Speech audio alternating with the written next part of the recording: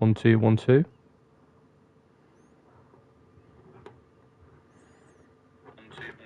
Okay.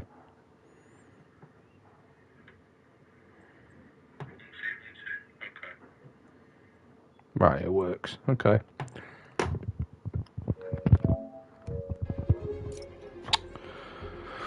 Okay, we are back.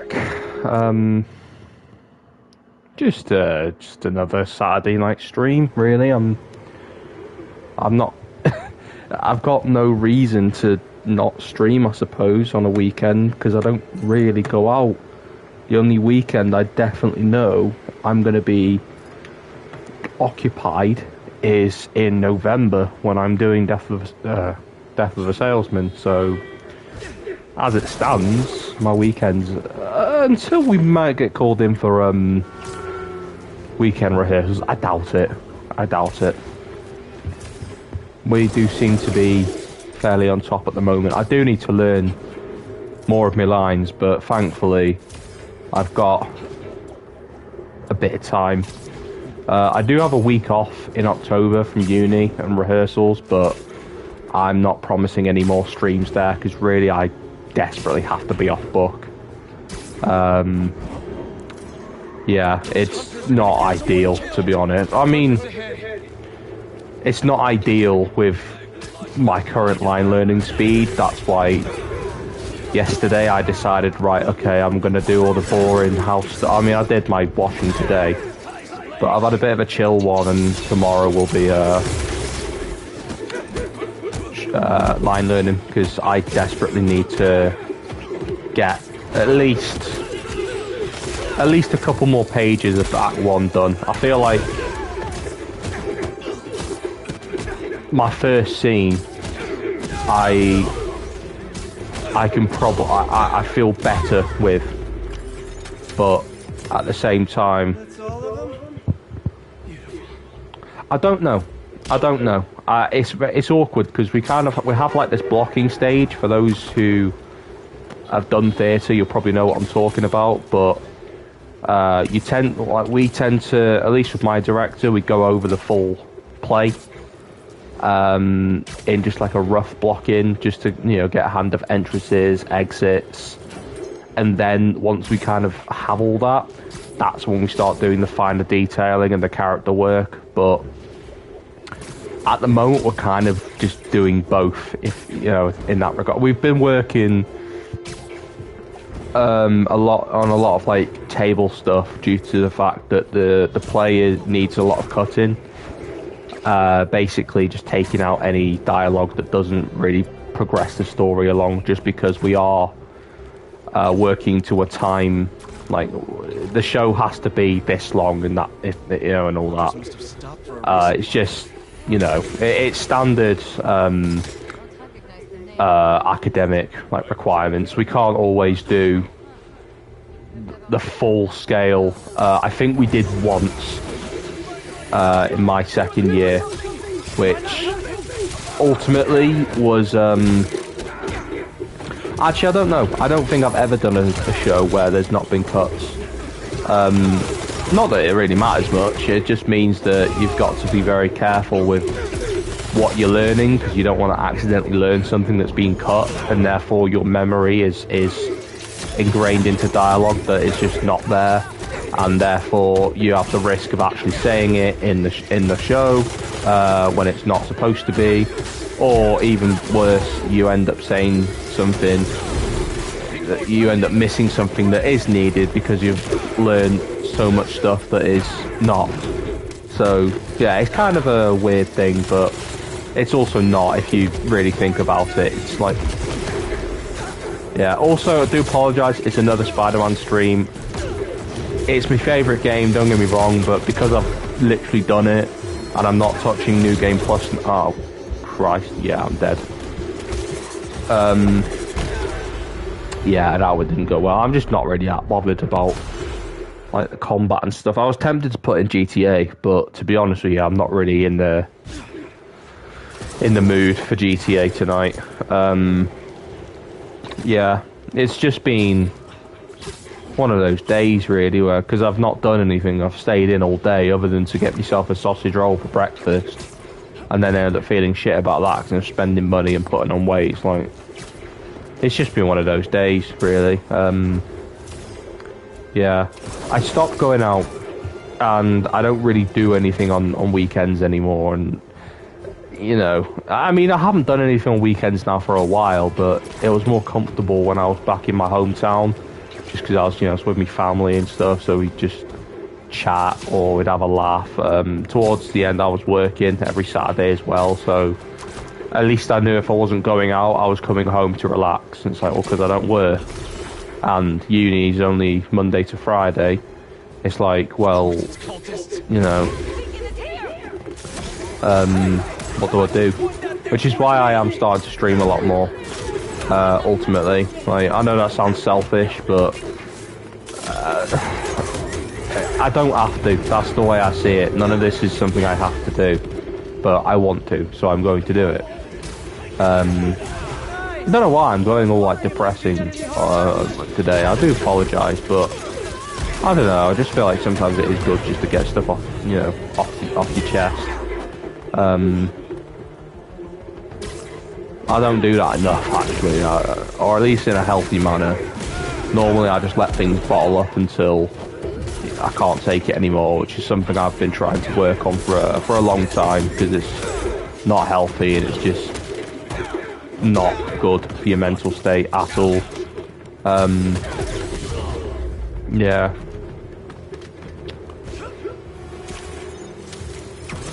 But yeah, I do hope anyone watching this on the VOD is well.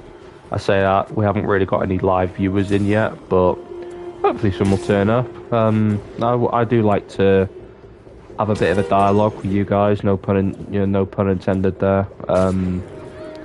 To be honest, I have thought about making proper videos again, but honestly, my confidence is just really, really shattered.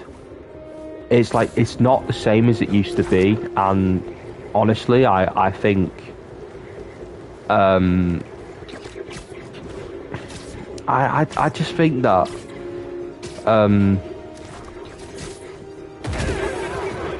it's something that I've got to work on, but at the same time, the amount of time it takes to...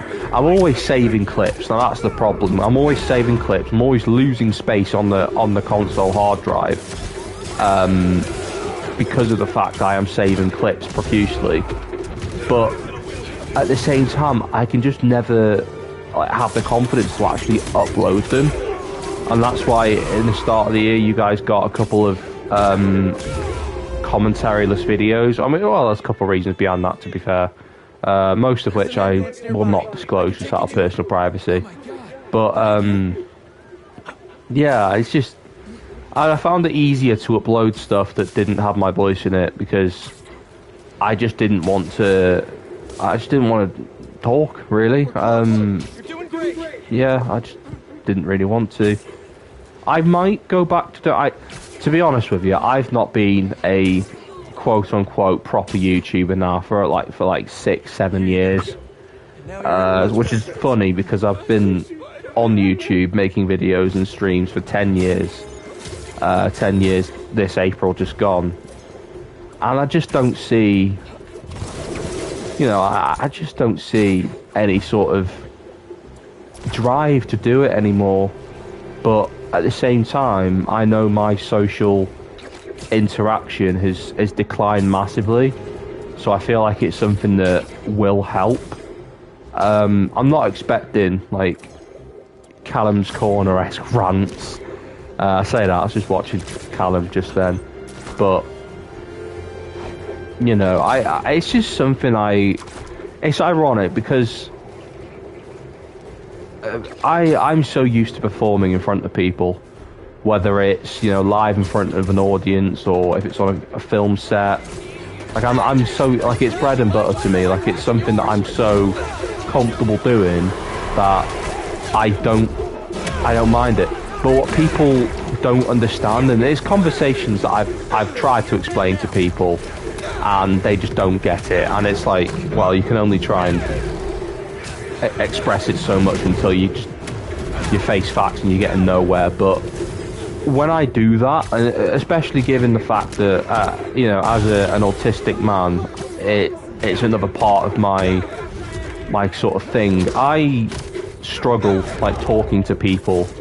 It's like cost me a lot of friendships in the past. I'm always trying to stay in touch with people that I'm just aware don't really care. You know, there's nothing against them personally. It's just like I'm so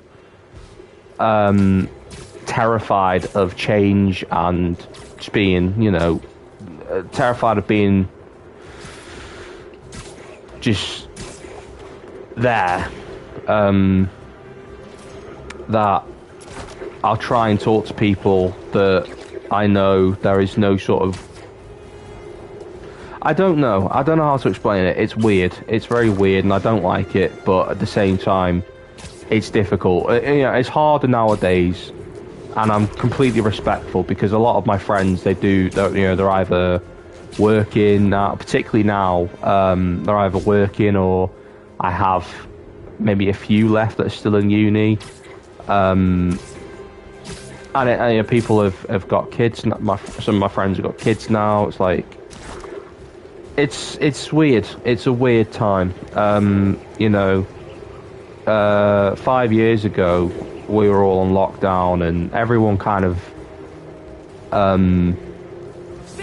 was since the world was put to a standstill. There was a time where it almost felt like everyone was in the same place. You know, quite literally at home. But like in the years that have followed, it's become so different. You know, and it's crazy to think about. You know, it's crazy because 5 years ago feels like yesterday, and it's, you know, it's not ideal given what happened, but at the same time, everyone's moved at different paces. Sometimes, some days I feel like I haven't moved as much as I hoped. But I look at what I've done in those 5 years. I passed my GCSEs, passed my A levels, got to uni. You know, for reasons I don't really feel comfortable sharing. That's been a longer process due to the fact I was meant to graduate last year, but I ended up taking a year out. But at the same time, I'm just trying to look at the positives, because I'm with a better group of people.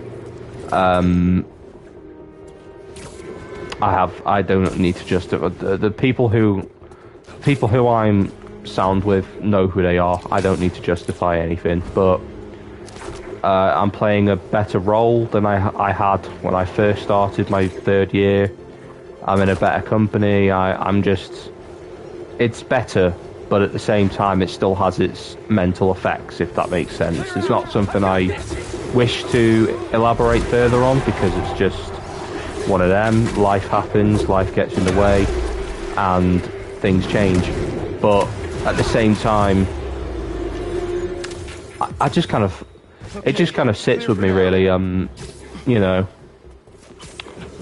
and in that time, I suppose it's sort of broadened my perspective on life a bit.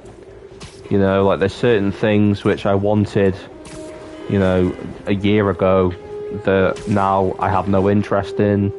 There's certain connections and you know, personal relations that I wanted, but now I'm just not bothered about. It's like it's weird. I suppose it gets very like philosophical this stream, because my brother literally turns 25 in like just over just about 3 hours time. It's kind of, I hate fighting hunters. They're just annoying, but it is something that I you know, my brother turns 25. I'm 22 soon, and that's something I just don't feel excited for. Like, I used to love my birthday because it was the one day of the year I felt like I was allowed to put myself at the first and foremost, which is not healthy. It's not healthy. You shouldn't be constantly putting others above you. But my birthday was special for that. But at the same time, I just don't give myself enough of a break. I'm in rehearsals on my birthday all day. I hope that's the case, because I can just, rather than... Because my birthday's a very reflective time for me. It always has been. It always has been quite a reflective part of my life. Particularly my 18th birthday was. Because it felt like the end of my childhood, officially. And it was the beginning of a chapter that I had little to no sort of idea what was ahead for me. And that is life. You don't always know what's ahead. And I think that is the scary part, but it's also, in hindsight, kind of beautiful, because, you know, when the bad things happen, yes, they happen, they hit hard, but also when the good things happen, you just don't expect it to be as good as it is. It's like, oh, hang on, this is wonderful, you know, this is quite beautiful. And there's been many, like, beautiful and just incredible experiences that I've had since turning 18, but it's also very different because, you know, life happens, and then the context and the sort of perspective changes on things. And a lot of my perspective has changed a lot over the last couple of years, particularly since I arrived at uni. Particularly there, because it's been something that I just it's just something that really sticks with me. I don't know why. Oh, okay. I forgot I had to help someone there, but oh well. Yeah. I suppose another reason why I'm, like, talking this way is because of the fact that I dedicate this channel to talking about fictional stuff. It might be games, films, TV, sometimes theatre. I don't talk about theatre enough, personally, you know, even though I'm literally professionally training in it as we speak. But sometimes I think it's just good to talk about the real stuff, because I neglect that far too much, and that is something that I am desperate to work on, because it's not something that, you know, I look at fiction because it's my escape. You know, the world is a bit of a bag of arse, let's face it, not getting political, but it's one of those things where fiction's always been my escape from all of that. Particularly why I love acting is because I love to be involved in that space where we can create something that people can escape, and I escape with it. You know, sometimes the escape isn't always great because I might be playing something really complex and always quite upsetting, literally what I'm doing at the moment, but I'm seeing the rewards of it already. But sometimes I think you have just got to face facts and say, look, this is life at the moment. Otherwise, you don't grow. If you're in a bad situation, you don't reflect on it. You don't. It's harder to get out. And sometimes reflecting on it is the most painful thing you can do. But at the same time, it is that sort of space where you can go, oh, okay, I know what this is, or I'm starting to understand what this is. This is how it's making me feel. This is what I can do to improve my emotional state, mental state, physical state, whatever it may be. And that is hard, and you can't do that all on your own. It's impossible. I've tried. I have desperately tried to do it on my own, but it's not accessible on your own. You've got to. And when I say that doesn't mean always, you know, share every detail, because that's something I've learned. People are cruel. They will take your darkest fears, and they will make it that, you know, as soon as they know that information, someone will make it true. And I'm not commenting any further on that, but it's a very difficult position. You've got to, you know, I've had to learn to not be so trusting, or at least I don't know. I've developed trust issues, but that's the story for me to know and for everyone to never think about, because it's not you know, it's just, yeah, it's one of those things. It's life. It is life. I don't know why I'm talking so miserably today. I do apologise, but at the same time, I just need a space to vent. I just need a space to talk. And if anyone else, you know, anyone watching does have anything they want to get off their chest, this is a safe space. This is, you know, and obviously when I say safe space, I don't mean like it's private, because obviously it's a live stream, but at the same time, there is no judgment. There's no judgment. I don't like to judge people. If it's something that, if someone comes at me and says, oh yeah, I've done this, and it's a terrible thing that they've done, then I'm not going to sugarcoat it. I'm going to straight up say, look, that's not okay.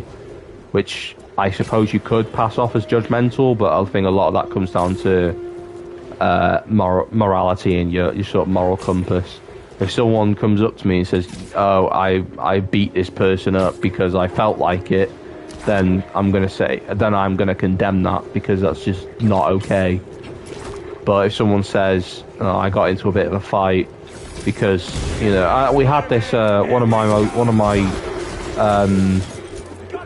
most like sweetest supporters, you know, he got into a fight and he did it purely out of good intent, because the person he was fighting was just extremely hostile, and you know, he just did his thing to defend people around him. It's like, I'm not going to judge that. Obviously, if it's something out of malice or, you know, along those lines, I am going to condemn it, but I don't like to I don't know, I don't like to judge people's personal circumstances when I don't know them. You know, it's, yeah, even when I do know them, I just don't think it's fair. If behaviour is being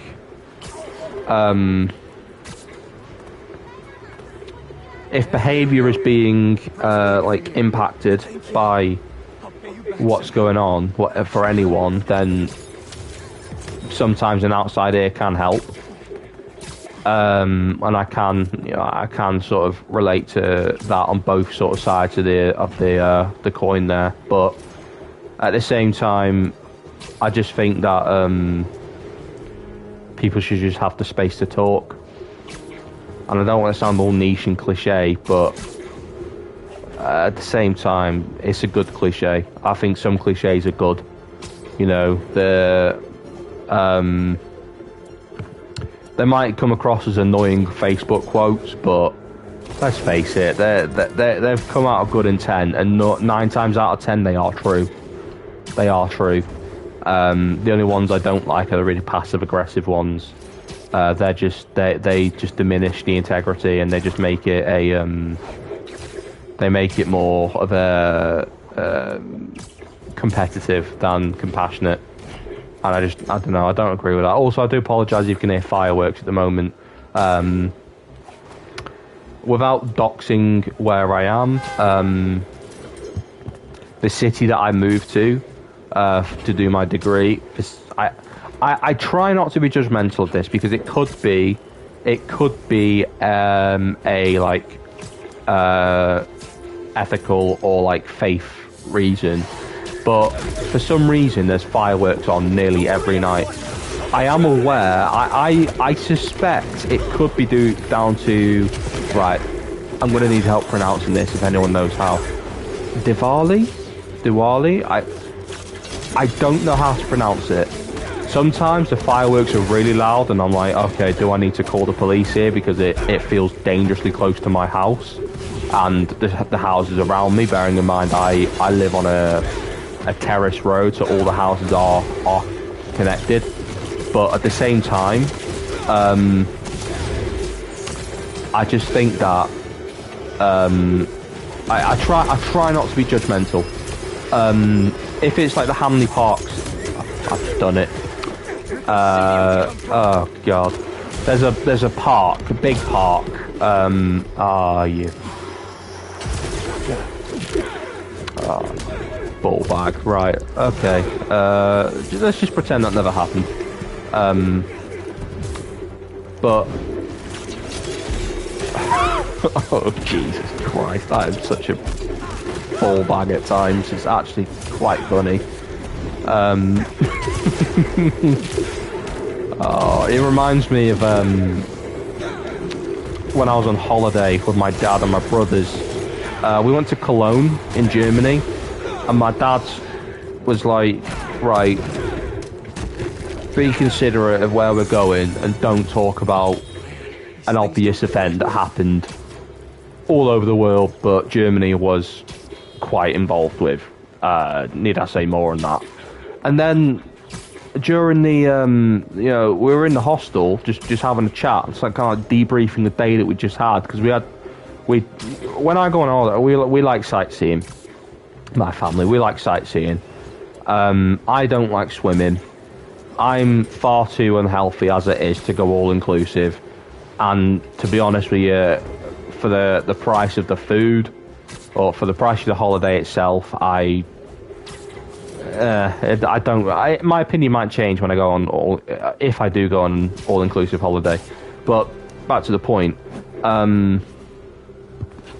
we were having a full on chat about history. And I had to stop and say, hang on a minute, didn't you just say don't talk about this stuff? But that's the thing, you go somewhere where there is so much history, you are going to talk about it.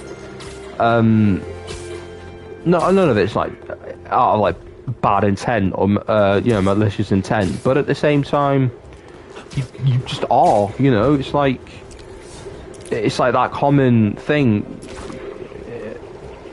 The more you realise something, you probably, and the good thing is we never spoke about it directly in the areas we were at, because a lot of it was very historical, and it was. I mean, it was an amazing holiday. To be fair, it was a great holiday. That was about 6 years ago. That was it. Yeah. Sorry, I always, for some reason, 2019 feels like 2 years ago, but it was actually 6. Probably because that was the last time. That was the last least problematic year I'd ever had. I had a very good year that year. 2019 was a good one. But yeah, it was just, I don't even know where I was going with this, but oh well, that's the holiday chat. I do want to go on a holiday. I need a holiday. I'm going to be honest. I haven't booked anything. I'm not looking to book anything. I'm just saying, hypothetically, I would love to go on holiday. I went on holiday two years ago. That was moving on. Yeah, but at the same time, I do want a holiday. I need a holiday. But there you go. I think everyone needs a holiday. I think we need to bring back, as a world, bring back staycation. Bring back. I'm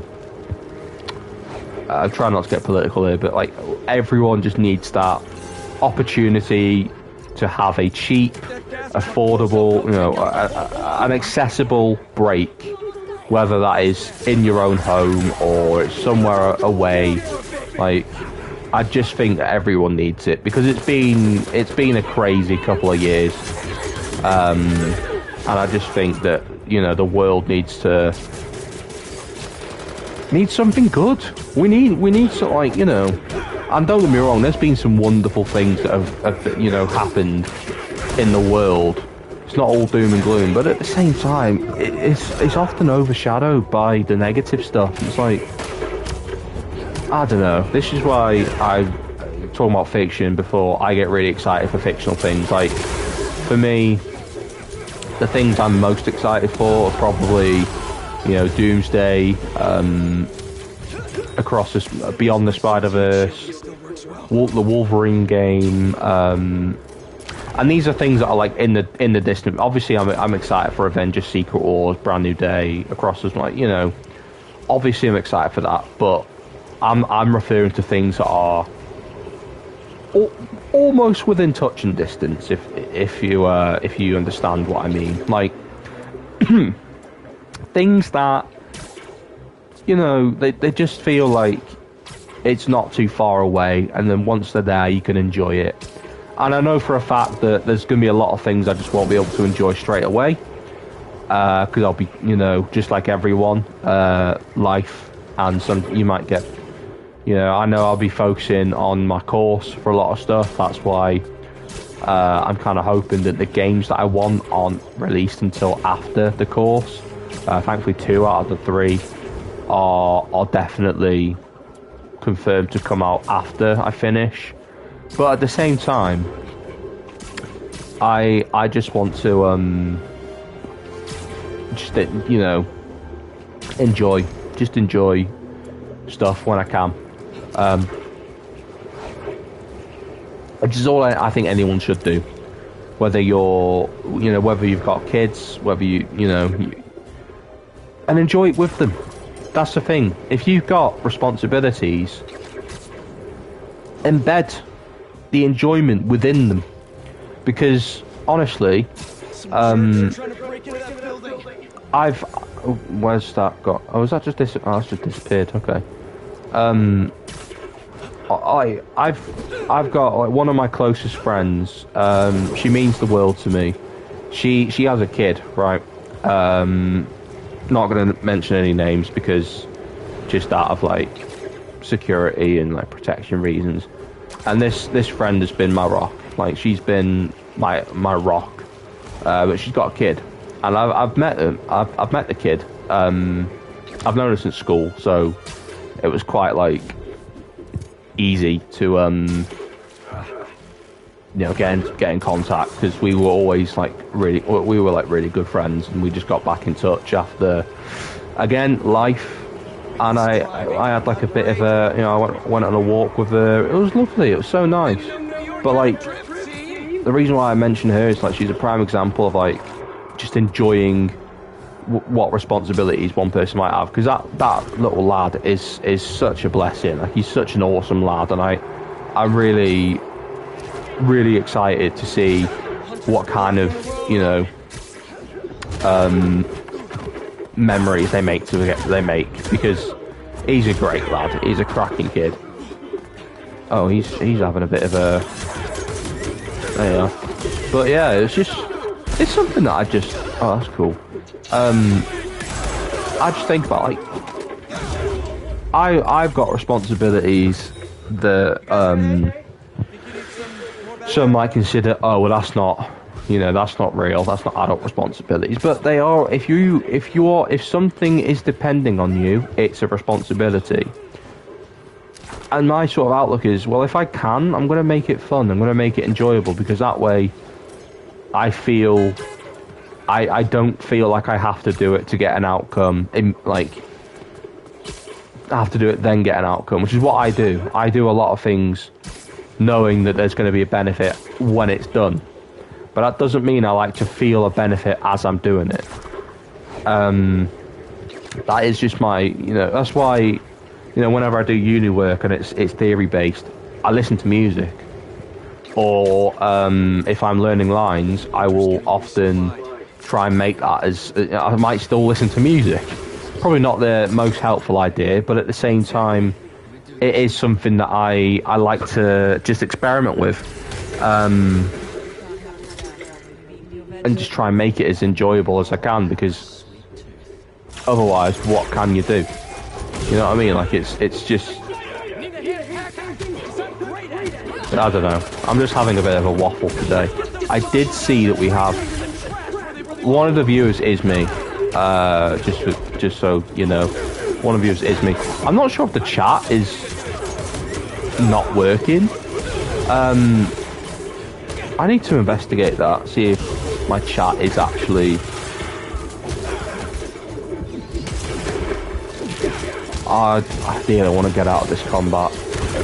Do you know what? Ever since I put this game on like its max setting, I've mastered it, and I'm probably going to play New Game Plus on Spectacular. But if I'm being honest with you, I'm sure these weren't important supplies anyway. I'm probably just gonna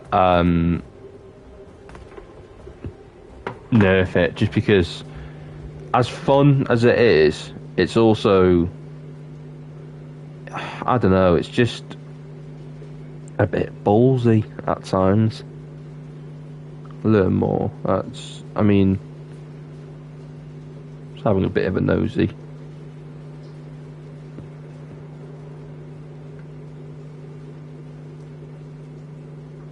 I did see that New York Comic Con's on at the moment, which I think is pretty cool. I saw the Marvel announcements. Wonder Man looks alright. Looks different. I don't know how it's going to connect to... probably not going to connect to anything, but...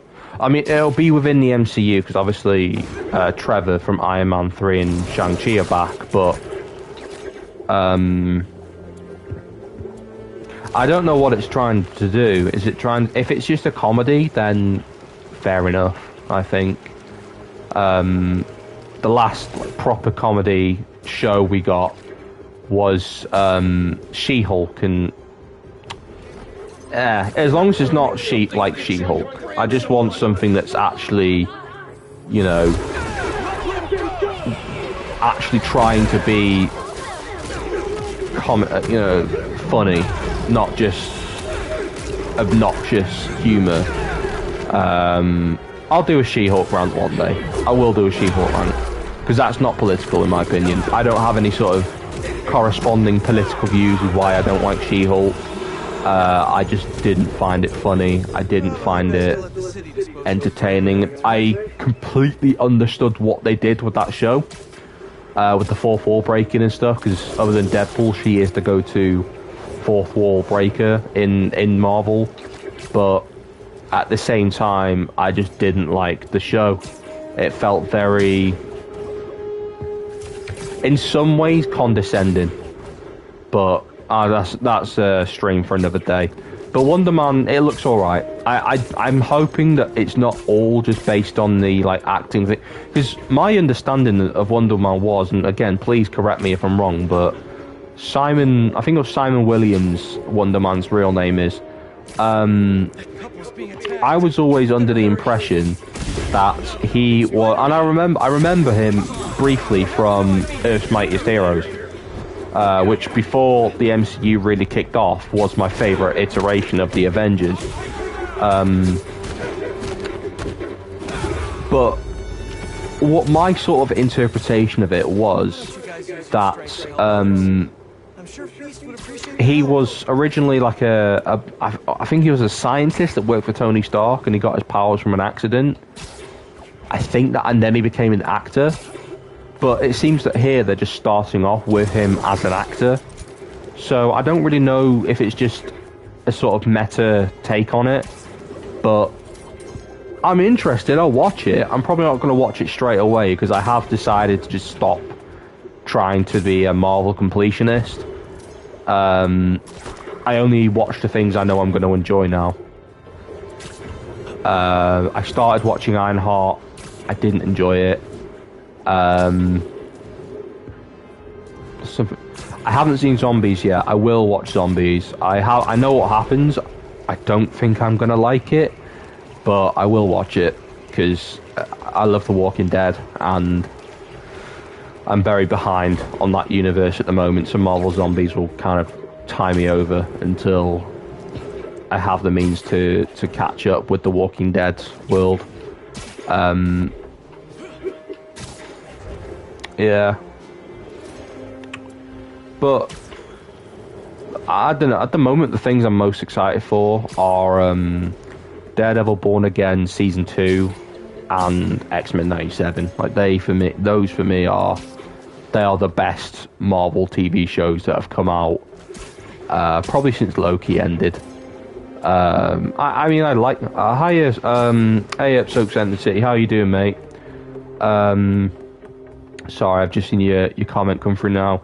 Well done, by the way, on the EE fights of 2003. That video was fantastic. I really enjoyed it. To be fair, there was some fight. I didn't even realise that Jim had accidentally clocked Patrick. I thought that was quite a lovely scene because it was nothing hostile. It was just a friendly spar, and Jim accidentally clocks Patrick.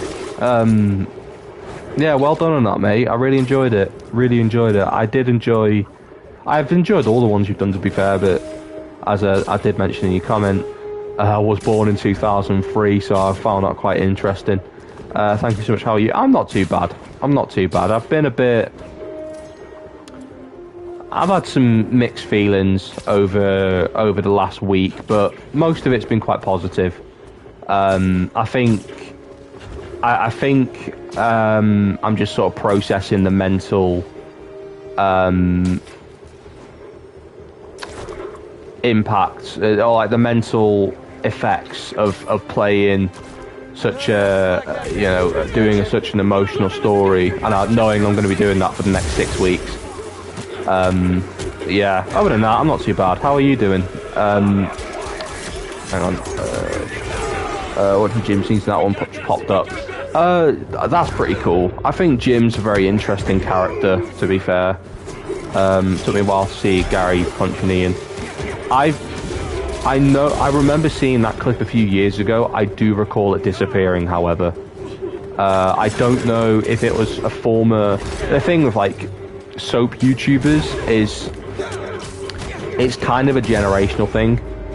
Or at least in my opinion it is, when it comes to the soap YouTube scene. Because when I first started watching, there were loads. And then over the years, more people have joined. And... as they've joined, the old ones have gone. The only one that is still there from when I first started watching is EE Scenes 85. Oh, and the East End Boy. Those are the only two that have been like quite, I've seen them around for a long time. But at the same time, I do like the community, how the people who are in it now. Glass Onions and yourself and Danny May are probably my main three. To the point where you can all post the same clips, and I'm gonna watch all three of them. I miss Silent Killer 55. I'm not gonna swear, but I love that guy. Honestly, I used to comment on all of his videos. Oh, how he didn't block me is beyond me. But we're the next gen of the... Yes, you are the next gen of the OGs. The community, I think, is developing as a whole, but I think the heart will always be there. You guys are just the new blood of it, and very good as well. Very, very, very good. One thing I'm liking more is I feel like the compilations have massively ramped up in a good way, because I love watching fight compilations. I've made loads for Telltale games, but there's more now than there were when I first started watching them, and I just think it's been really good. What year should I do next?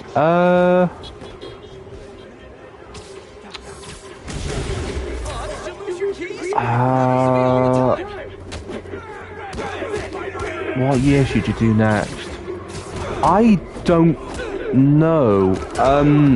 I mean, I'm in a bit of a limbo with that, because the character... I just watched your Lee Everett one. Oh, thank you. I love that one. I really enjoyed making that one. Oh, Sugar Lumps, he's gone. What year? Right, I'm gonna throw something out there. The year I would say is 2018, because despite the controversy, I loved that year, because that year was the year, in my opinion, Mick shone the best, and obviously I've made it quite clear to the entire world at this point, Mick's my favourite character. But there's so many good compilations of Mick's fights, Mick's punches, the whole Carter family's punches, that you've done, Glass Onion's done, EastEnders Fights has done. I would probably watch it. I'd watch a 2018 one, just to see the other stuff that I can barely remember happening. Like, I remember that year had it had Phil got a couple of good digs in. Jack got an amazing right hook on Hunter, which I'm really hoping that he does to Joel.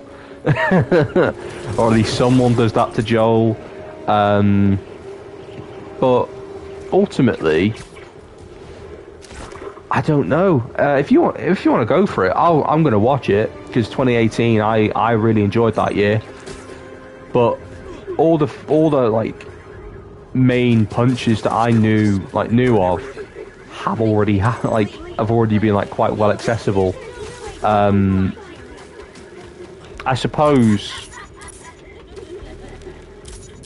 Oh shoot, it's difficult. It is difficult because as the community's grown,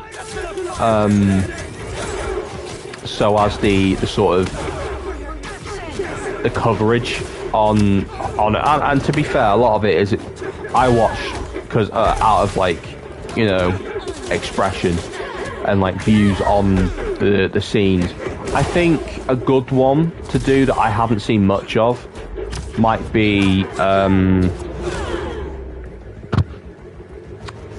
either 2018 or maybe 2013.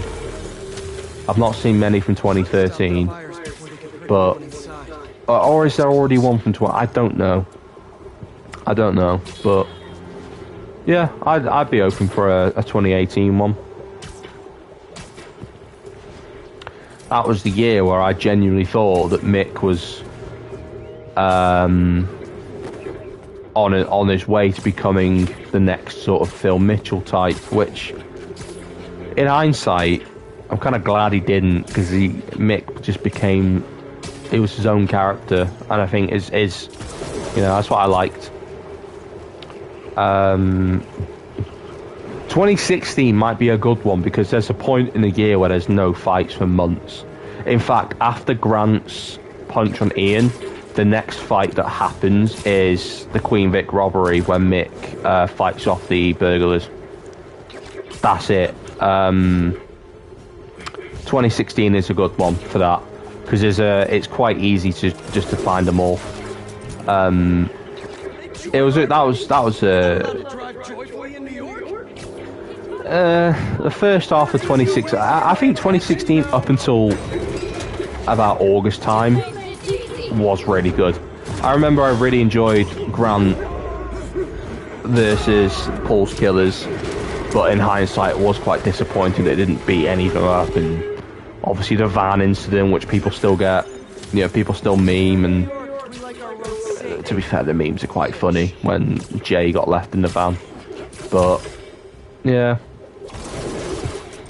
I do wonder what's going to happen with Jay, or like with like how you permanently write him out, because it just kind of feels like, I don't know about you, but whenever Jay's been mentioned, the acting it really does feel like acting. It just feels, anytime he's now mentioned on screen, there's so much discomfort from the actors and the dialogue. Like, you could just sort of feel the tension in the performances that they're giving. And it's not really professional, don't get me wrong. I know people downplayed Mick after he let Aiden beat him up. That really annoyed me, because do you know what? My honest response to that is, what would they do people really expect a bloke who was just turned 41 to beat the living crap out of a 70-year-old? Like, I know, like, I said this way back when. If people like, I can't get my words out. If Mick had hit Aiden, he'd have killed him. He'd have killed him, like, point blank. If Mick had hit Aiden back, then he'd have killed him, and it could have cost, you know, Danny's career on East End years before he left. And also, you've got to think about it. Mick still won that feud because he got Aiden out of the square. You know, sometimes the fight that you are guaranteed to win is the one you don't have. Yes, Mick got battered, but at the same time, even despite being beaten to a pulp, he still blocked one of Aiden's punches like it was nothing. You know, he was playing the long game. He was riling Aiden up. And it weakened him. Aiden's only chance to reclaim power was when he threatened to set the Vic on fire. And it just sort of, the fact people expect someone just to lay into a 70-year-old like that, it's just like, what? Oh, it's so ridiculous. Like, it's actually ridiculous. People's expectations. Like, don't get me wrong, there's been times where, like, elderly people have behaved very questionably and inappropriately around me, and I do think they need to be, you know, condemned for it. But I'm not going to go and chin them for it. I don't want that on my conscience, even if they're doing something that's just diabolical. Like, I don't want that.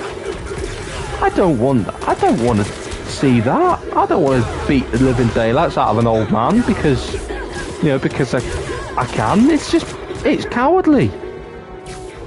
So the fact people genuinely thought less of Mick because he didn't beat up an old person, in my opinion, just speaks to people's sort of moral views.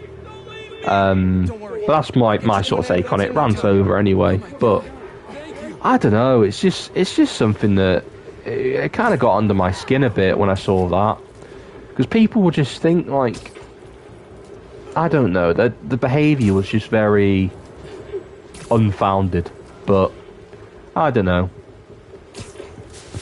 The downside to the soap community, I mean, I say the soap community, not so much the people who post, but the people who comment, is you get to learn a lot of people's true colours quite quickly.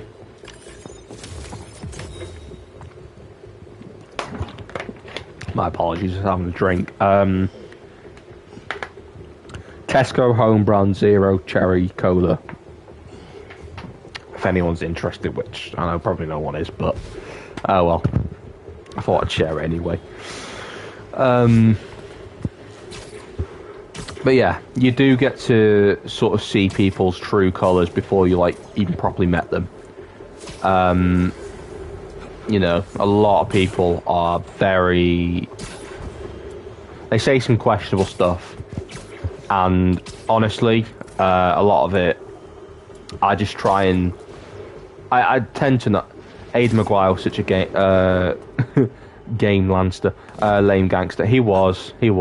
Honestly, I found the robbery storyline to be quite funny. I know it wasn't supposed to be.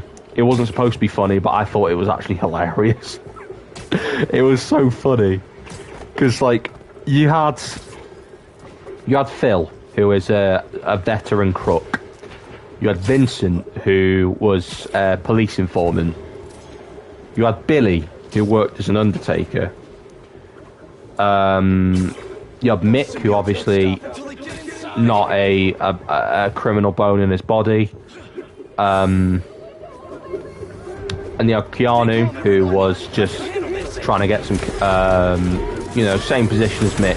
That group put together is a recipe for disaster, because only two of them actually know what they're doing when it comes to organised crime.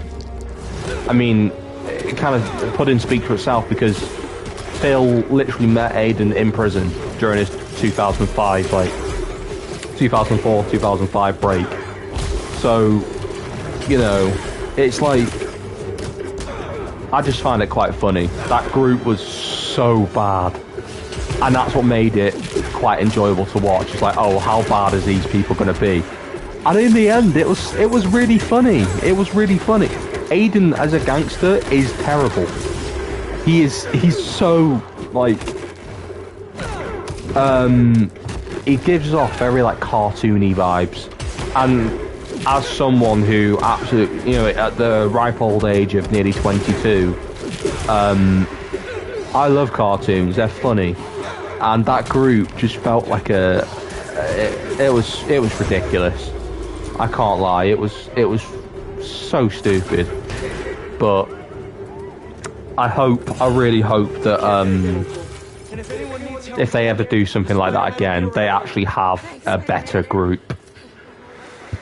You know, who knows? Maybe the next big robbery storyline, Ravi is at the center of, which I don't think would be too much of a surprise. To be fair, I feel like Ravi, if it's the next chapter of Ravi and Jack's feud, I'm all in for it because I'm living for that right now. Absolutely living for it. That feud is just, yeah, it's so good.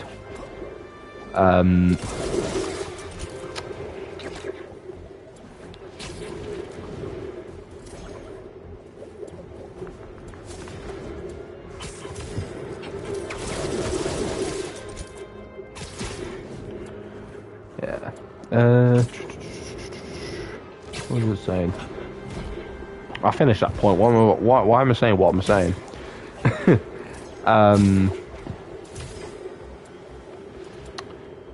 Max was getting battered a lot. It became Robert Sugden from two.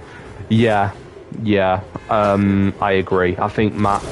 To be fair, Max has always been one of those where he's got a good right hand on him, but he doesn't really know how to use it, particularly when he's going up against his own brother. Now that's something I find quite funny because, in hindsight, Max should know better not to start a fight with Jack, because Jack, 9 times out of 10, will come up against someone he knows he can take. Cough, cough, Ravi. In that first fight where, you know, he got laid out.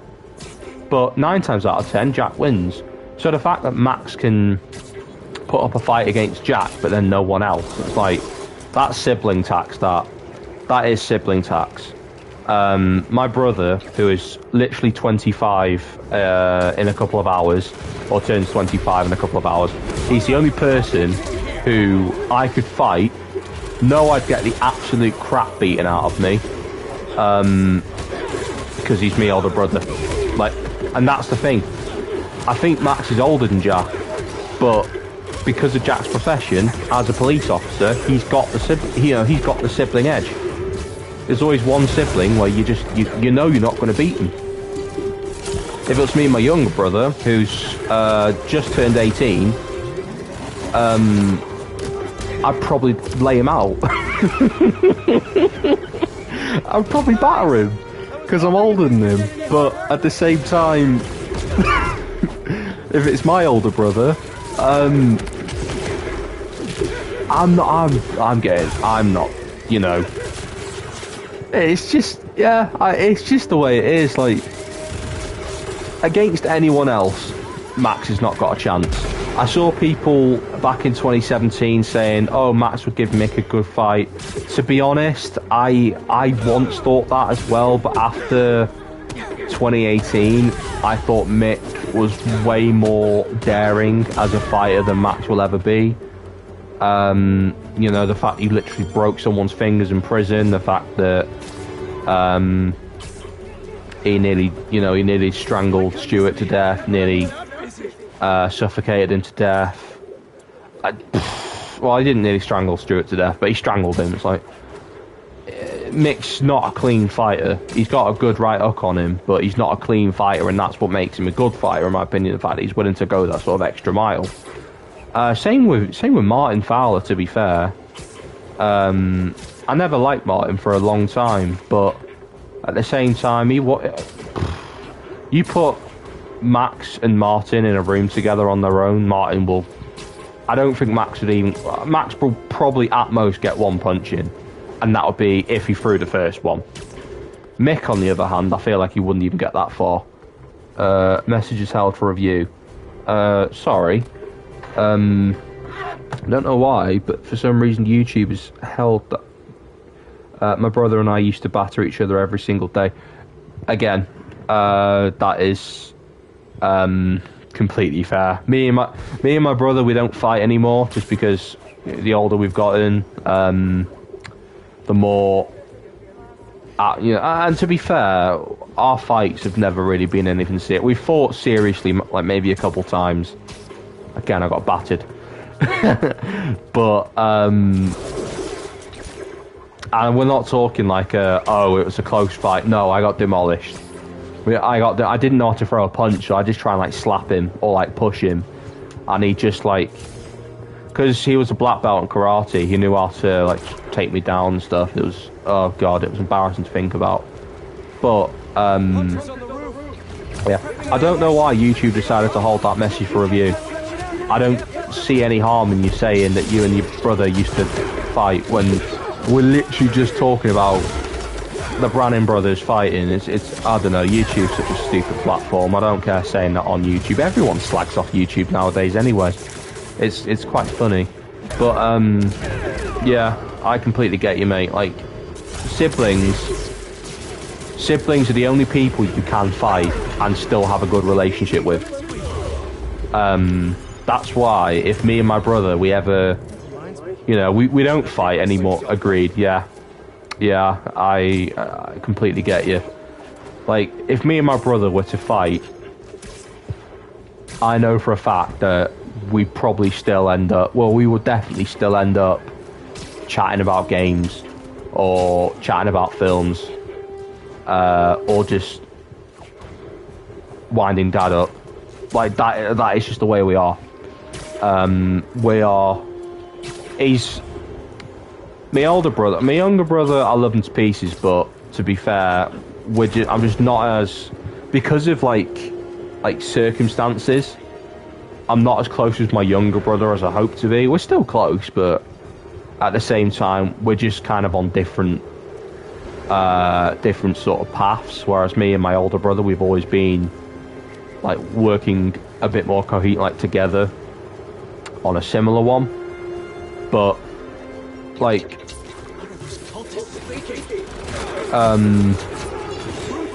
my older brother is what, like, I could sock him right in the jaw and I'd still end up like just chatting with him the next day, and vice versa. He could literally punch me to the floor and I know we'll still get on, because at the end of the day, like, if you can't get on with your siblings, who are you meant to get on with? And my brother, to be fair, he probably knows me at this point better than I know myself. Actually, no, that's not even probably bad. He definitely knows me better than I know myself, so it's like, oh god. So it's like not even up to debate. Obviously, if we ever fought, then there'd be a reason for it, but we're both very, like, erratic creatures in a way. Like, we both get like quite pent up emotionally, and then it all just kind of comes out, which is not the healthiest. Don't get me wrong, it's not the healthiest, but sometimes that is just the way some people are, and you know, we've both tried to work on it, and I think we'll both one day we will get there. But at the same time, we've not fought for years. Yeah, we've not fought for a long time, so you know, it's just one of those. But sibling rivalry, it's your sibling, your brother can be your biggest rival, or your sister. Your sibling can be your biggest rival, but also your best mate, and it's, you know, it's quite a wonderful thing, really. My brother is my arch nemesis, but he's also my right hand man, and vice versa. Right? That is the best part about sibling relationships. I do want to see another Max versus Jack scrap, particularly, right? I want to see. I want Max to find out about the affair between Jack and Stacy. Even though Stacy's, Lacey Turner's on her break and will probably be gone for like maybe the next year or next year and a half. I want to see Max square up to Jack about the affair. Oh, that'll be so funny. Because at the moment, Jack's kind of got the same sort of enemy stance at the moment. It's just Ravi. I want to see Jack absolutely destroy Max in a scuffle. I just think it'd be really funny. It'll be really funny. I love the relationship between Max and Jack. I would honestly say, right, now Phil and Grant, in my opinion, are the best brothers in soap, but they are very closely followed by Max and Jack. The Branning brothers are such a good dynamic. I honestly preferred the Branning brothers to the Branning sisters, Lauren and Abby, because I'm going to be really honest, not the biggest fan of either of them. Lauren slightly won me over because of the Jimmy storyline. That is heartbreaking, and I really did enjoy watching how they did that, because it was very, very beautifully done. I wanted to punch Peter in the jaw, don't get me wrong, but at the same time, I thought Jacqueline Joseph's performance as Lauren in that story was fantastic. Truly some beautiful writing, directing, acting, and particularly musical composition. I love that they did like the nursery rhyme for the end credits. That was harrowing. That was actually harrowing. It was so well done. But Abby, I just thought she was a little shit. I don't know why they gave her the villain up. The thing I really hate is when she beat up Stacey when she was pregnant. I don't feel comfortable watching that. I really don't feel comfortable watching someone beat up a pregnant woman. Like, no, I'm sorry, but that's just not. No, that's something I just don't feel like I'm going to get any sort of engagement or entertainment from. I just would rather not watch it. Abby was up. Yeah, she was actually a little shit. I mean, she was. I think it's quite funny. It is quite funny. They had that whole, oh, Lauren's just like her dad. No, they're both just like Max. You dislike watching that scene. Yeah, I can't bring myself to watch it. Oh god, I died. I can't bring myself to watch it because Stacey's pregnant. She's getting battered. She gets slapped and like thrown to the floor, and then Abby's on top of her, just pummeling her. And I'm like, no, I don't feel comfortable watching that. Yeah, for a pregnant woman. And thankfully, Arthur was never hurt, you know, when like, being born. But it just feels really uncomfortable to watch. I don't know. It's one of those scenes.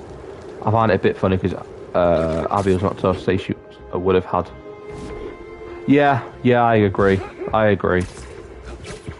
Stacey would have battered it. If Abby had tried that when Stacey was not pregnant, she'd have got laid out. Honestly, Stacey would have. Yeah. Abby was not tough at all, I agree. Because if I'm not mistaken, she only hit Stacey and Steven, I want to say. I know she like attacked Lauren a couple of times, but what the hell's going on with that car? At the same time, I just thought that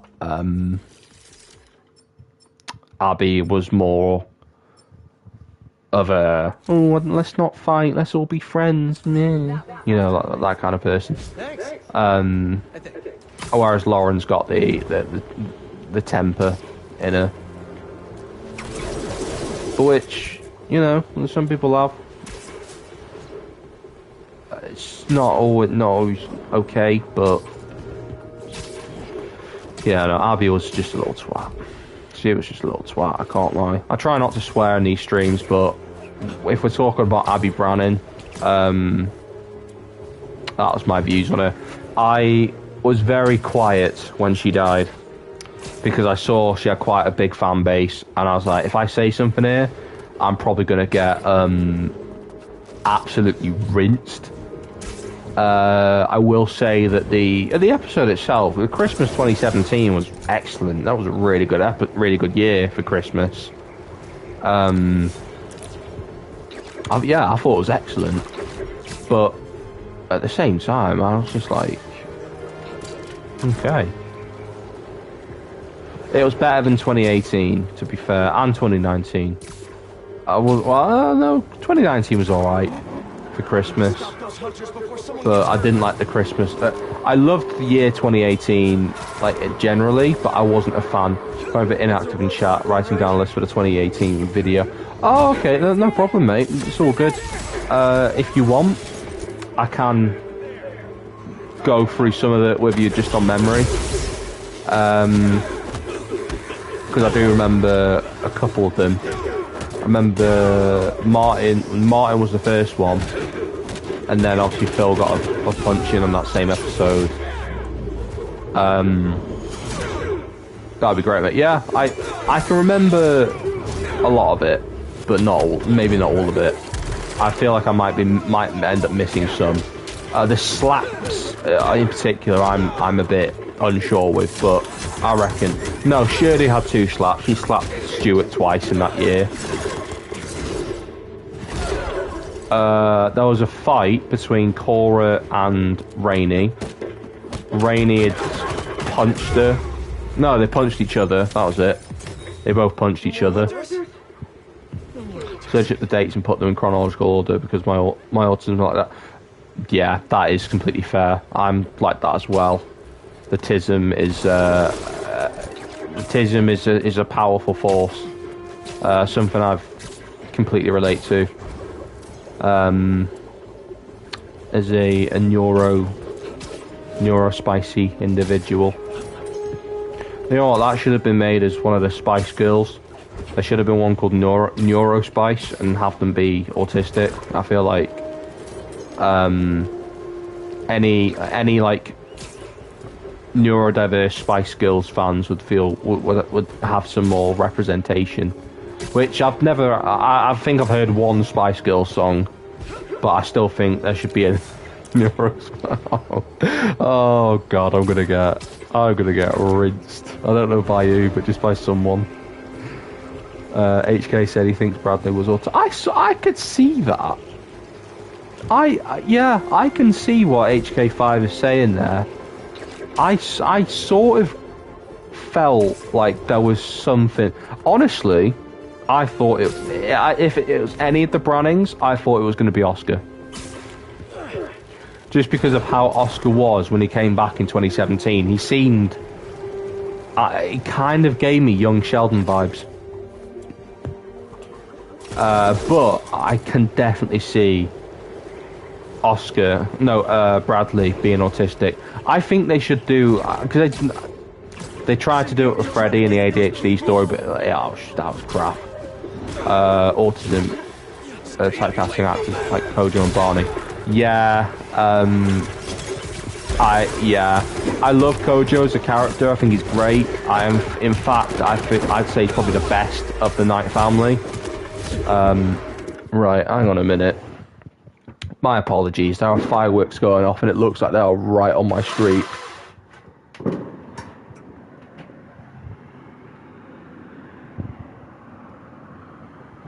Right, they're not. But if that carries on, I'm going to have to monitor that quite carefully because they're getting closer and closer every night, and it's just my window's buggered now. They're getting closer and closer every night, and it's just. I'm going to close the window a little bit. I've only got it open so I can do me washing, or just let the washing air dry. But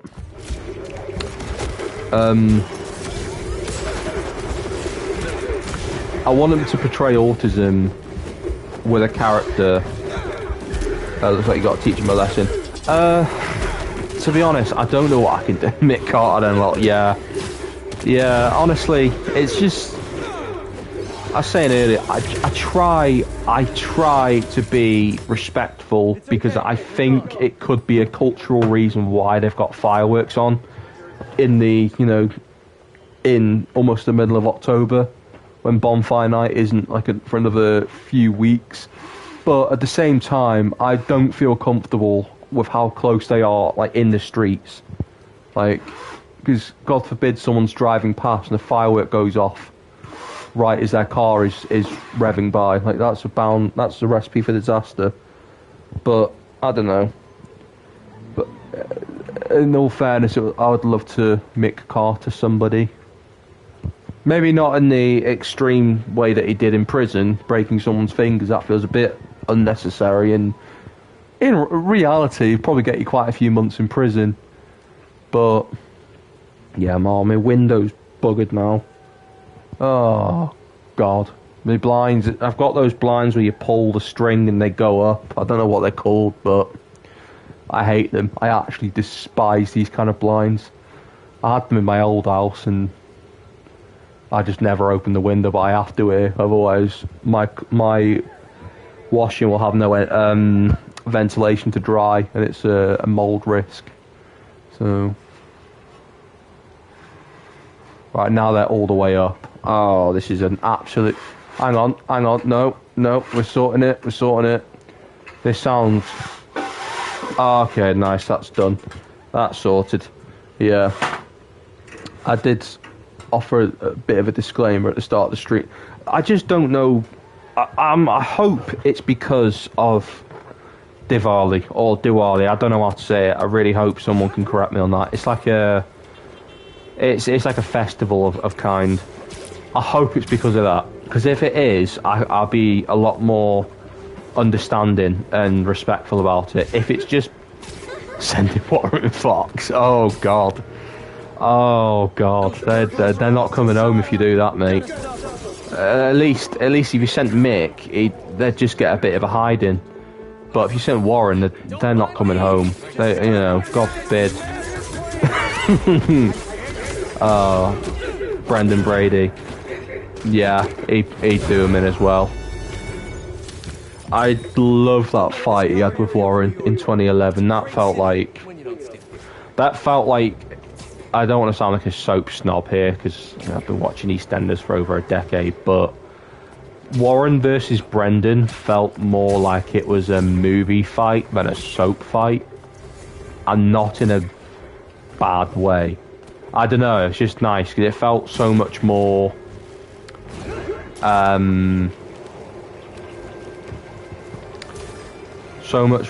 action-packed than like a typical EE fight would be, because normally an EE fight it might be a bit of scuffling, maybe a couple blows thrown here and there, but ultimately it gets broken up quite quickly, whereas a movie fight can go on for ages and ages, because they've got the budget for it.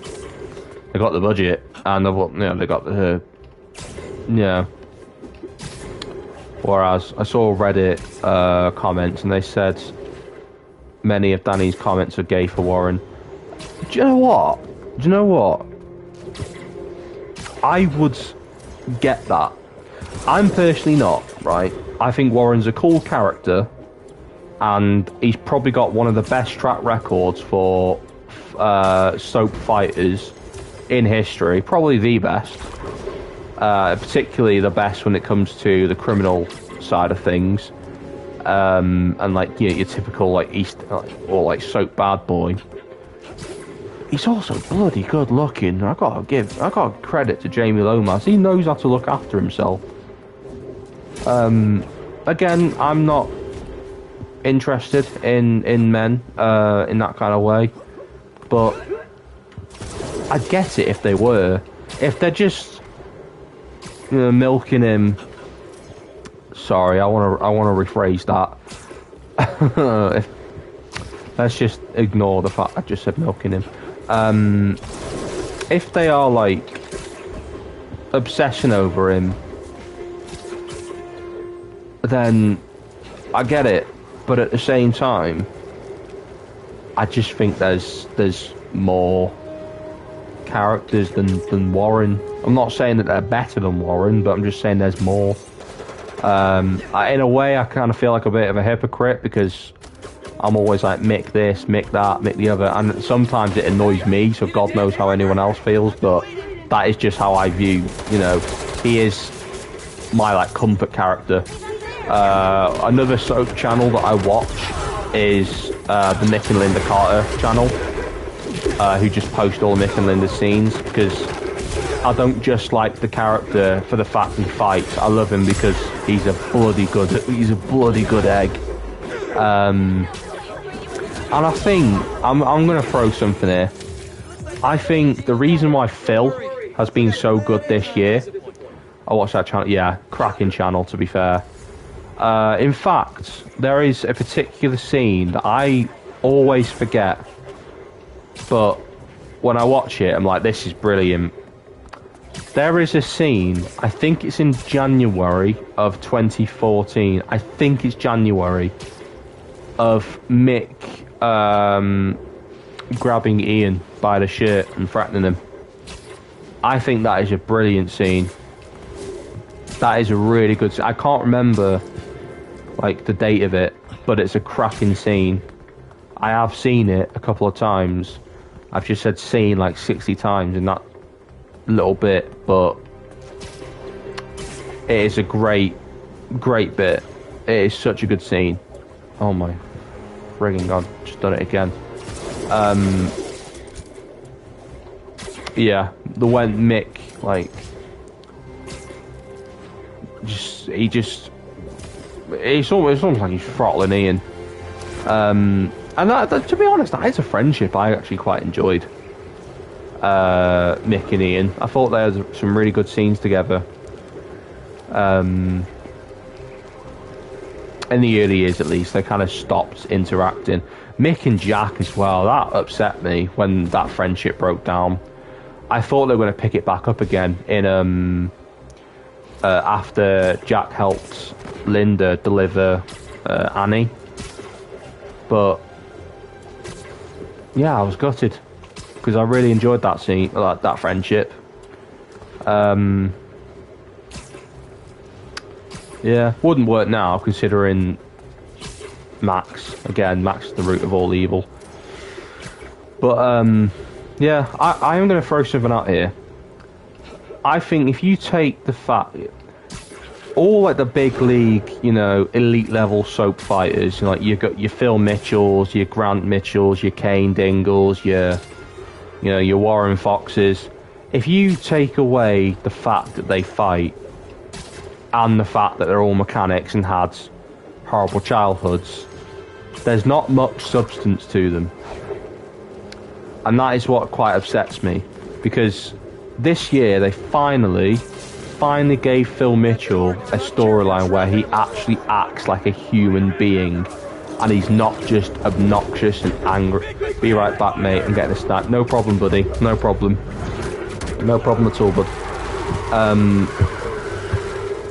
Phil's mental health storyline, in my opinion, is a storyline that I think every elite level soap fighter should have at some point, because it's not always about how many people you can beat up, how many people, blah blah blah blah blah.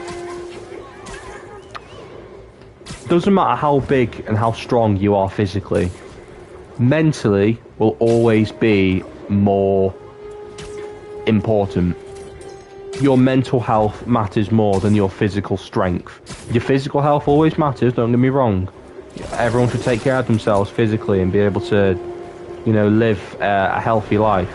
But your mental health, I don't care if Phil Mitchell never throws a punch again. I don't care, because he's had over 30 years of solid fight scenes. He's done his thing as a fighter and as a hard man. But that storyline with his mental breakdown hits so close, and I think that is the most fantastic storyline, because it is so prevalent, particularly in men. I don't want to go all political now. I do think it's important that we give female character, or like female perspectives on the same sort of story. But I just think that, particularly for such a stigmatized character, giving Phil that storyline was the best thing they could have done, and they brought the character full circle. You know, Phil really did face his darkest demons, which, as a human being, whether you're a man or a woman or you identify as you know, your identity, it doesn't matter. That is something that will always need to be addressed. And again, same with if they gave that story to Warren Fox, or Kane Dingle, or don't know the other ones. Those you know, the main ones that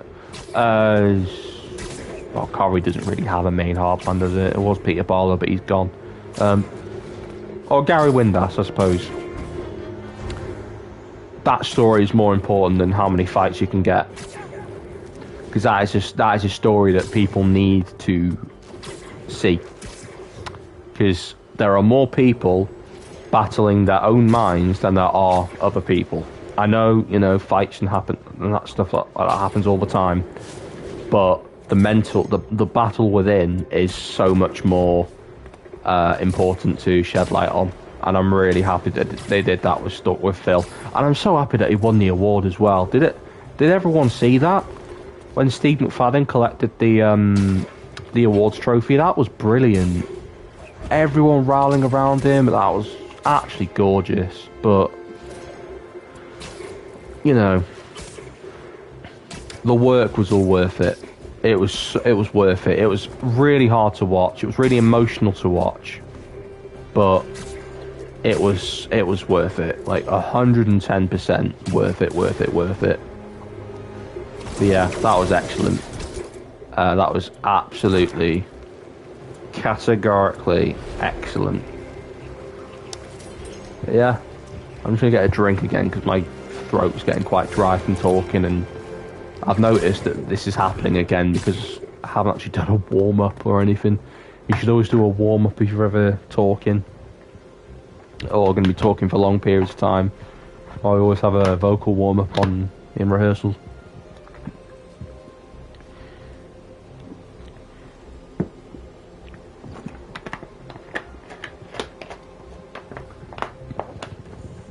Same if you're on a film set. You should always do vocal warm-ups. Just because you're at risk of damaging your vocal cords if you don't. If you're going to be talking for long periods of time, then you need to make sure that your voice is going to be up for the job, because if not, then you're going to struggle. But yeah, it's just one of those. It's like,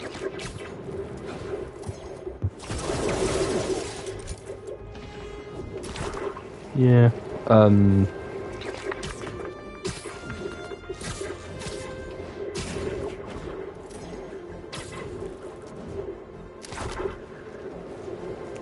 is that miles down? Oh no, it's nothing.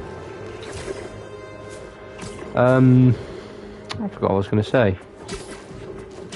I spent so much time talking about Phil and that story. Again, that story, much like Mick's abuse story, they're ones that are always going to stick out to me now.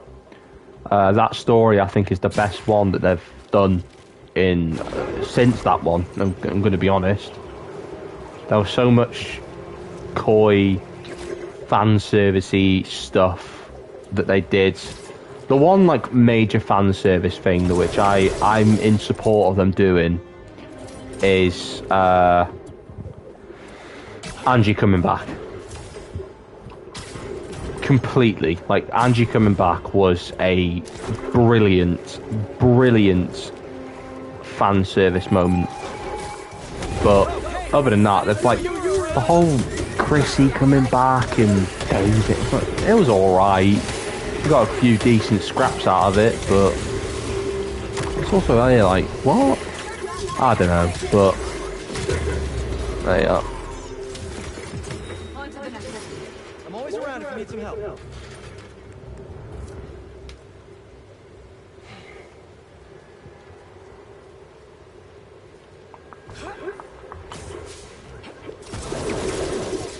I did see, I found it quite funny that Andrew Garfield just immediately denied being in Avengers Secret Wars.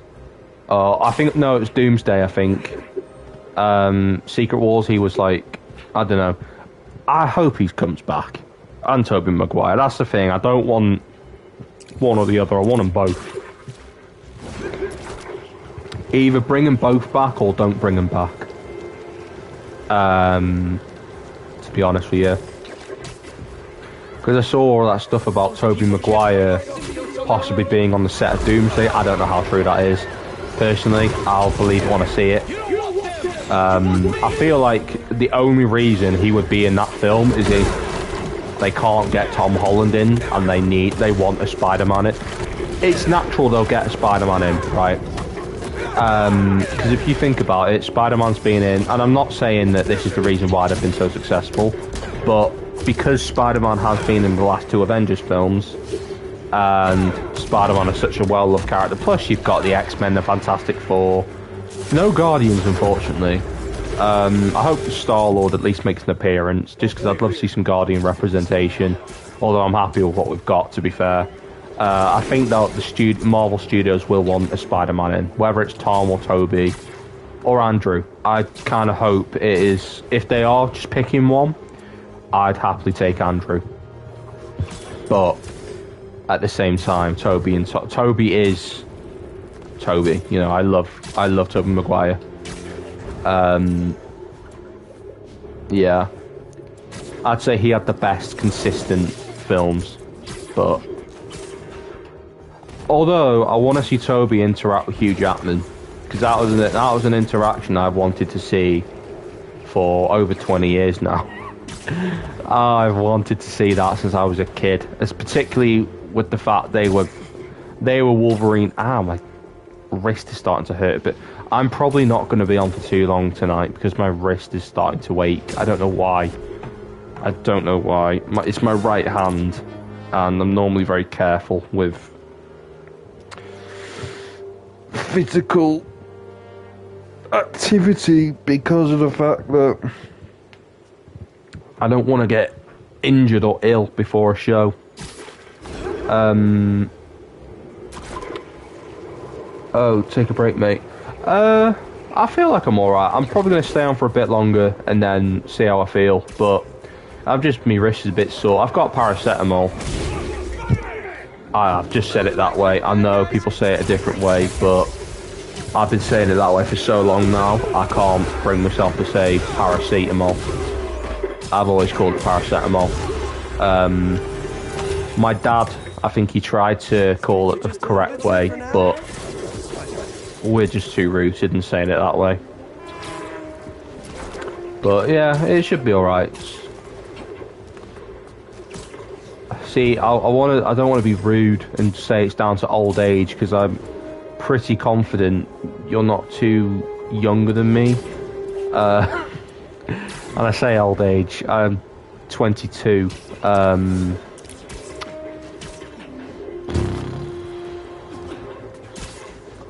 A week next Monday.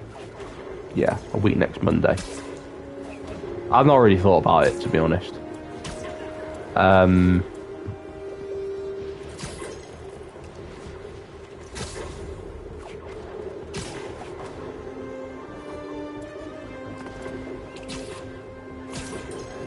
Yeah.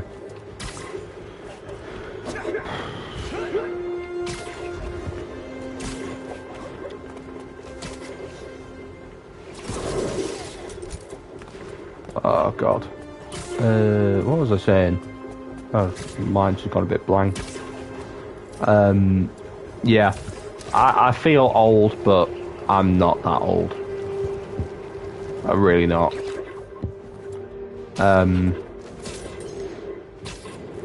Yeah. Why have I just completely forgot what I was on about? Like, just my mind's just gone so blank. I really hope that doesn't happen with the dialogue I've got to learn, because I keep going on about it. It's literally it is the most interesting thing going on in my life at the moment, and I'm not complaining. After a year of just absolute nothingness, to be, for the most, like, interesting thing in my life to be that I finally got a lead role, I'm not complaining. It's just, you know, it's my way of sort of dissecting it and processing it and making sure I actually do a good job with it. But yeah, it's one of those things. Because I'm back at uni, and also this is my last show. It's actually my last show because the rest of the year is it's practical, but it's not performance, if that makes sense. Which I'm not going to complain about, because it's an opportunity for work experience, an opportunity for teaching, and then a final thing we can all decide together. I'm not complaining with that. So it could be it's my last major show. That's what it. Whether it's my last ever show at uni, I don't know. But in terms of like last major, you know, decent budget productions, this is it. So I'm actually quite like excited. Also very sad as well, because I've really loved performing at uni. So, but at the same time, I always knew this was going to be you know, Those people can't fight off like the thing that's kind of it's sort of, I wouldn't say it's upset me, but it's sort of quietened me a bit, is the fact that so far I've been having a really good time back at uni, despite having quite some difficult reasons for taking a break. And my group has been so lovely, right? My group has been so sweet and just a pleasure to work with. I'm only seeing them for a year, and then I'm leaving for good. I'm like, kind of, you know, I'm like, well, I'd like to stay in contact with them. I'm not like particularly like besties with anyone, but they're just fun to like talk to and just hang around with. I do kind of hope that, despite the fact I don't really go out anymore, I do hope we kind of do something after both the shows, because there's 2 shows running simultaneously. There's Death of a Salesman, which is what I'm doing, and then there's also Dr. Faustus. And I really hope we all just, like, I don't know, whether it's going to a pub or something, I don't know. Just because they've been a really good group of people, and I say that as if that's going to change. I hope it doesn't change. I don't expect it to change, but I don't know. It's just, I just feel like really grateful, but also I'm there thinking, this ain't gonna last long. This ain't gonna last long, because as soon as uni's done, I'm moving back home. Yeah, that is the. Although I will be doing GTA 6 streams. I can absolutely promise you that. I can promise you that with a cherry on top. I'm gonna play the living. In fact, I'm gonna probably play that game so much on this crappy chair that I'm currently sitting on. I'm probably gonna put myself at risk of a hemorrhoid, but oh well. Oh well. GTA 6. Everyone has been waiting for that game for years. Hell yes, exactly. Exactly. Worst case that happens, I go see a doctor after I finish the main story. And then the doctor asks me, oh, what's wrong? I just go, I think I've got a hemorrhoid. He says, right, okay, what you been doing? I've been playing GTA 6. Although I'm at a bit of a risk of starvation and or dehydration, because as soon as I pick up that game, I'm not going to want to put it down. So, yeah, well. I just can't wait to play it. It's going to be so good. It's going to be an awesome game. I don't know what I'm more excited for, though. GTA 6 or Wolverine? Probably GTA 6. I'm going to be honest. This is kind of a difficult one for me, because yet again, Rockstar and Insomniac are releasing something in the same year. The last time this happened, or the only time this has happened so far, was Red Dead Redemption 2 and Spider-Man. Of course, I think Red Dead... Oh, and God of War came out that year as well. Red Dead... Roger Clark won Best Performance for Game of the Year, but the actual game that won Game of the Year was God of War, I think. So yet again, Insomniac games and Rockstar games are competing, but And I want them both. That's the thing. I want both games. And that is quite problematic because the price of games these days are so much more. At this point, I'm just gonna probably put it forward and say, look, I want it as a graduation gift. I'll have GTA 6 as a graduation gift, but that means having to ask someone. No, that's stupid. I'm taking the mick there. I'm not gonna do that. I'm gonna buy them both myself. I am gonna buy GTA 6 and Wolverine both myself, and Lego Batman. Yes, Lego Batman. That game looks amazing. It looks like the Arkham sequel we all needed, but didn't realise we knew we wanted in a Lego game. But I want it. Next year is going to be expensive because there's so many. Bearing in mind, I graduate next year, and I'm going to have to fork out. My estimate for graduation is, I think, at minimum 250 quid. That is my estimation for graduation. I reckon at minimum 250, which is a lot of money. It is a lot of money, especially because you've got to consider the gown, the tickets, the suit. I do have a suit, but I've not worn it in years. My dad said, get a new suit. He bought me my first suit, but my dad said, you're probably going to need a new suit. I'm like, yeah, fair enough. But that, you got to bear in mind the suit, the gown, the tickets,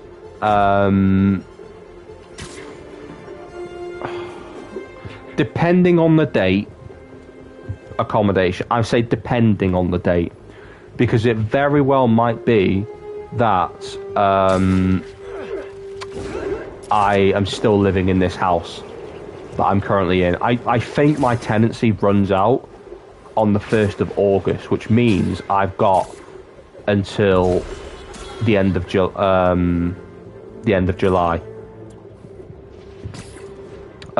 which graduation tends to be around July time. When I didn't hit anyone there. When kids are normally finishing the school year, it tends to be when around uni students graduate. Like start the summer holidays and all that. So ultimately, I don't really know. I'm kind of hoping that it's